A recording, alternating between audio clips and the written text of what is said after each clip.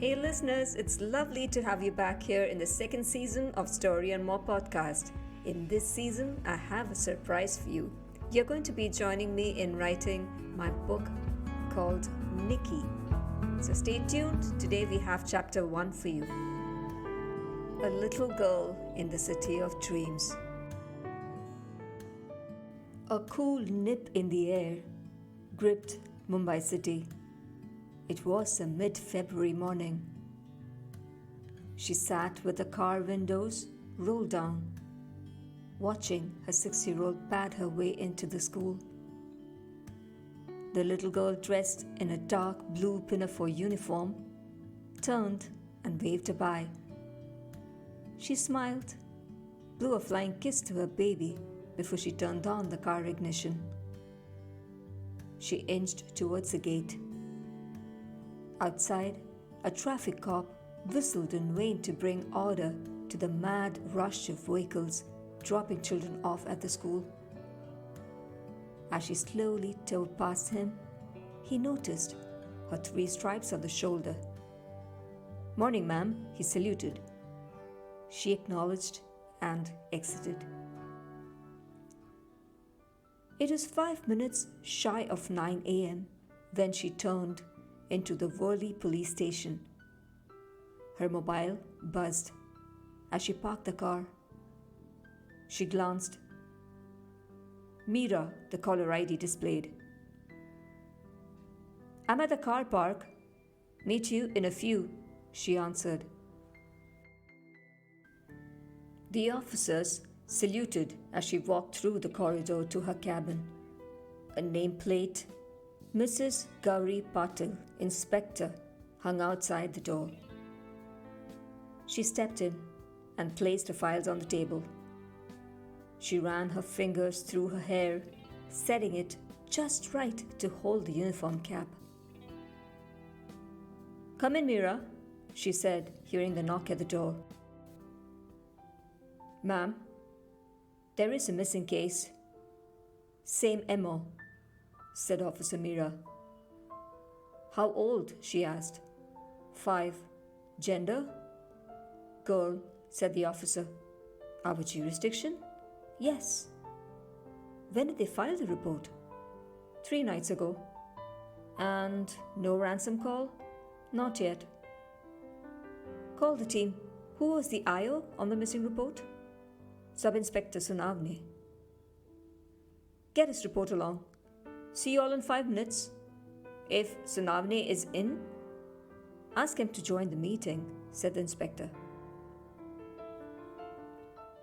The core team of 5 officers, Dheeraj Divekar, Tyson DaCosta, Meera Naik, Rekha Tavde, and Aslam Sheikh, waited inside the conference room, all set for the brainstorming session.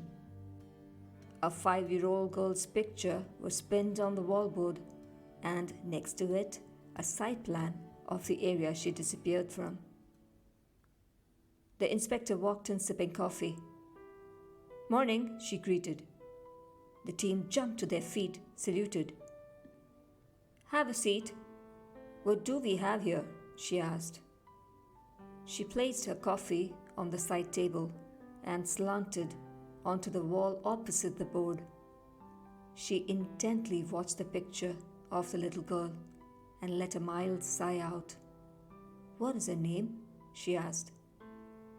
"Nikita. Fondly called as Nikki," replied Rekha. The team updated her with every detail the department had about Nikki and her disappearance. In the broad daylight, no one noticed a little girl wander out alone, or worse, get kidnapped. "Says a lot about the society we live in," said the inspector. "It has been 3 days. Traffickers would have transported her out by now," said Officer Sheikh. "Unless it is not an incident of trafficking, but the parents have not received a ransom call," added Officer Meera. "Any news from the control rooms?" the inspector asked. "None at all.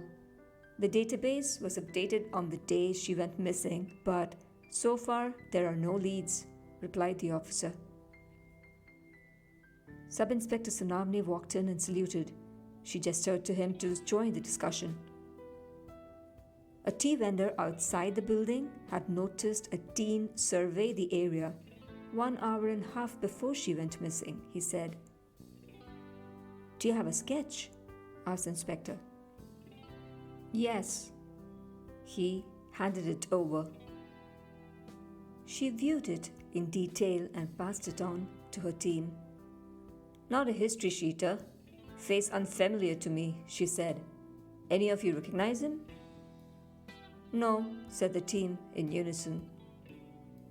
She skimmed through the report the sub-inspector had filed. Sonavne, you have almost ruled out every usual suspect, she said, laughing. There was no incriminating evidence we could gather against them, the sub-inspector replied. Did you check the hotspot? We did, but there is no trace of her. We also sweep searched the chawl room of the security guard who was on duty that day, the nearby localities and the shanties. She is last seen on the CCTV footage when she runs out of the building. Anyone seen outside the building that she is running to?